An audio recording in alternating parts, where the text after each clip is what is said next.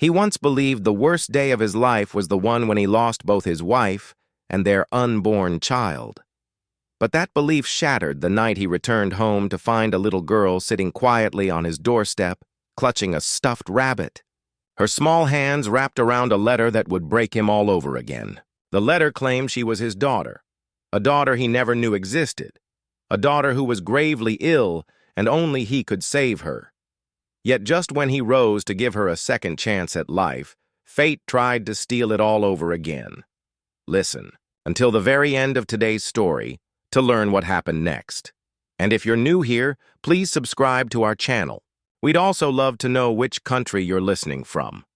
Elias Granger never expected his world to change that quiet evening when he came home from work. The sun had just dipped below the horizon, and the cool blue hush of the Asheville mountains settled in around him. At 39, Elias lived a solitary life as a piano tuner, accustomed to the stillness of his cottage at the edge of the woods. Ever since a tragic accident 8 years earlier claimed his wife and unborn daughter, silence had been his only companion. Silence and the gentle hum of piano strings beneath his fingers. But that night was different. That night, there was sound. A faint rustle, a quiet whimper. He stepped onto the porch and froze. Sitting there on the wooden steps was a little girl, no older than 4, her cheeks streaked with tears, a stuffed rabbit resting in her lap. Her wide green eyes locked onto his as though she already knew him. She didn't speak.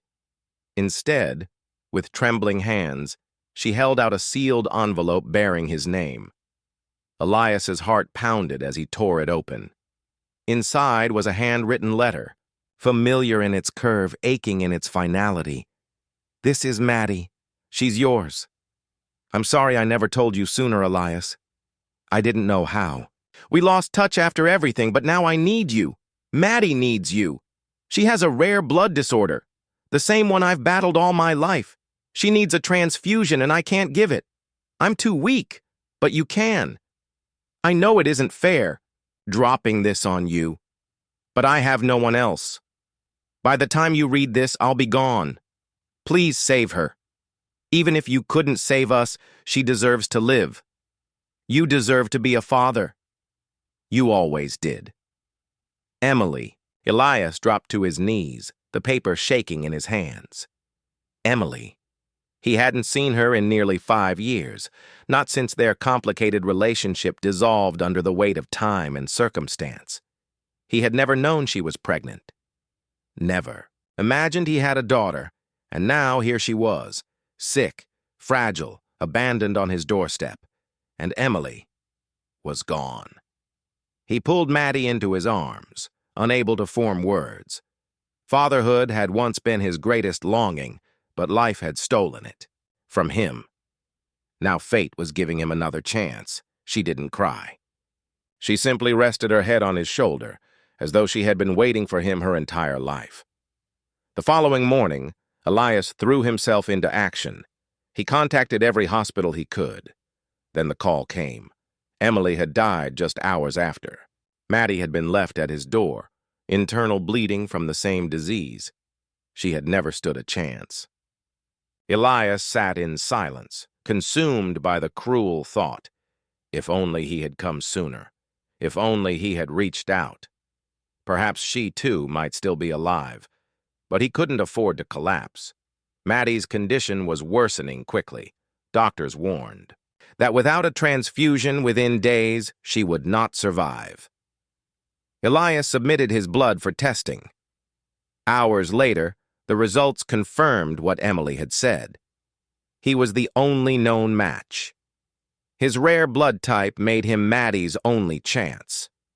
Yet, the doctors added another blow. The transfusion carried great risk. Maddie was so young, her body fragile. The survival rate was painfully low. "I'm not losing her too," Elias said firmly. "Do it."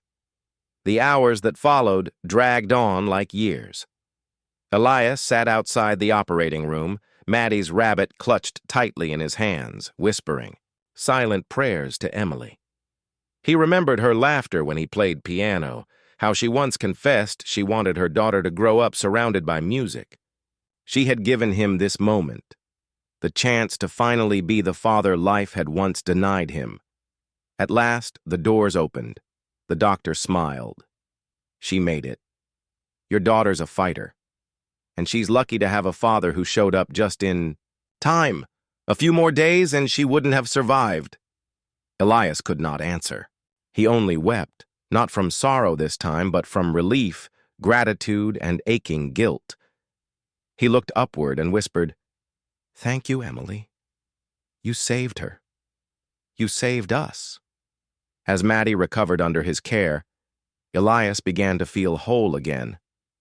He cooked for her, read bedtime stories, and each night lulled her to sleep with soft piano melodies as she clutched her rabbit. But peace never lasts. A hard knock came at the door. It was Emily's father, Dr. Charles Rhodes, a man of status, a man who never relinquished control. Upon learning of Emily's death and that Elias had custody of Maddie, he moved quickly. Coldly, he filed a police report accusing Elias of kidnapping. The courtroom was tense from the start. Elias stood at the defendant's table, armed with Emily's letter, sworn testimony from hospital staff, and the proof that his blood transfusion had saved Maddie's life. But Dr. Rhodes was not after truth. He was after power. When the judge ordered a paternity test, Elias agreed without hesitation. He knew Maddie was his, but when the results came back, the courtroom gasped. "There is no genetic match," the judge said. Elias felt the ground slip beneath him. "That's not possible," he whispered, but the judge repeated, "The results are conclusive."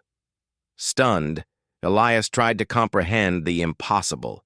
He had risked everything for Maddie, given her his blood, watched her life return before his eyes. How could the results deny it? Then realization struck. Dr. Rhodes, he worked at the hospital. He had money, influence. He must have tampered with the test. He had hated Elias from the start, resented him for being nothing more than an orphaned piano tuner who dared to love his daughter. His interference had once helped drive Emily and Elias apart, and now he was trying to tear Maddie away too. The judge leaned forward, ready to deliver a verdict. Elias braced for the unthinkable, and then the doors opened. Maddie entered, holding the hand of Emily's closest friend. She walked straight to the stand. Her voice was small but steady. "My name is Maddie, and he's my daddy." The courtroom fell into silence. Tears blurred Elias's vision. "He gave me blood when I was sick," Maddie continued. "Grandpa didn't. Grandpa said I wasn't really his family. He didn't help Mommy either, even though she said he matched her. But Daddy helped. He tried to help Mommy too, but it was too late. But he saved me." The judge studied Maddie for a long moment, then turned to Dr. Rhodes with open disdain. "You had the chance to save your own daughter," she said coldly. "You chose not to. Mr. Granger may not have your blood, but he had the courage to act when it mattered. He chose to be a father." She turned back to Elias. "Custody is awarded to Elias Granger. 1 year later, a warm light fills a small community hall. Laughter and music echo as Elias Granger sits once more at a worn, upright piano, teaching children the art he thought he had lost. Among them is one student who never leaves his side. Maddie, now 5 years old, perched beside him on the bench, her tiny hands imitating his every motion on the keys. She smiles often now, her joy filling the space where silence once ruled. There, home has changed too. The cottage, once steeped in emptiness, now bursts with life. Maddie's colorful drawings cover the refrigerator. Music drifts through the hallways each evening. The guest room has become her sanctuary, filled with books, blankets, and light. Above the fireplace hangs a photograph of Emily, her smile forever watching over them. Every night, Elias tucks Maddie into bed. She pulls the covers close, whispers, "Good night, Daddy." He kisses her forehead and whispers back, "Thank you for finding me." Because she had. She hadn't just survived, she had given him life again.